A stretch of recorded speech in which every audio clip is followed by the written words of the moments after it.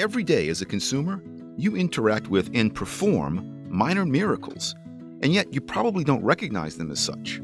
If you think about them at all, you might consider them as nuisances or as obstacles. But while they're largely unappreciated, these small things actually make our modern lives possible. What am I talking about? Prices. The prices we pay every day for goods and services. You might think they're just the unfortunate cost of getting something you want, but they're much more than that.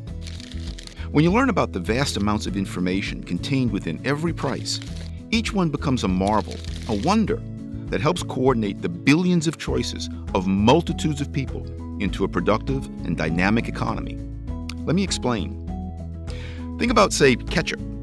The primary ingredient in that delicious red sauce is, of course, tomatoes. Now suppose that there's a terrible drought in California. This year's tomato harvest drops substantially. The demand's still there. People still want ketchup as much as they did before for their hamburgers and fries. But the supply has shriveled. So farmers start to charge higher prices for their tomatoes.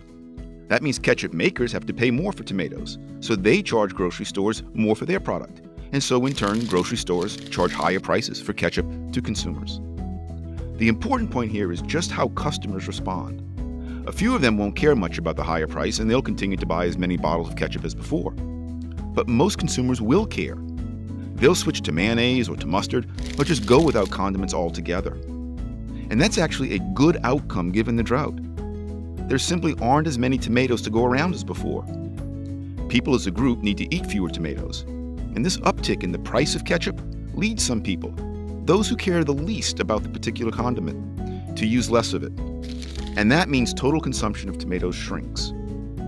From a bird's eye view, it might look as though this chain of events is consciously coordinated, that the farmer, manufacturer, grocery store, and customers are all working together according to some plan or to some directive to adjust to the fact that the drought destroyed a lot of tomatoes.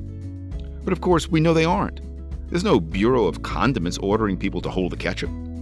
The information about the need to cut back on tomato consumption was communicated organically through prices. Or as the great economist Friedrich Hayek put it, the ketchup's price is, quote, a kind of machinery for registering change, unquote. Now multiply this chain of events by trillions. That's the world economy. There are billions of buyers and suppliers adjusting in real time, every hour of every day, to shortages and surpluses. And they're elaborately coordinating their behavior with each other and adjusting to on-the-ground developments. And they don't even realize that they're part of this great global chain of cooperation.